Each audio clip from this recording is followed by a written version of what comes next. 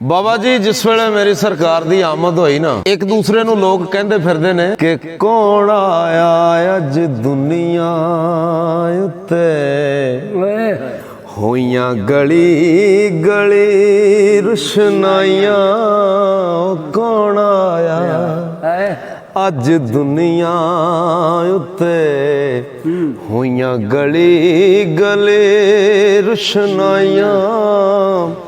ਇਬਰਾਹੀਮੀ ਗੁਲਸ਼ਨ ਦੇ ਵਿੱਚ ਅੱਜ ਅਜਬ ਬਹਾਰਾਂ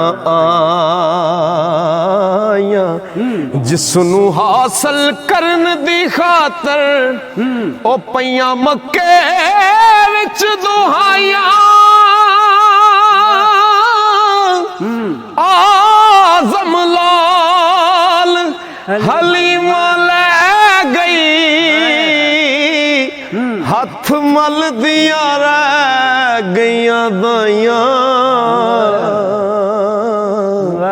ਹੱਥ ਮਲਦੀਆਂ ਰਹਿ ਗਈਆਂ ਦਾਈਆਂ।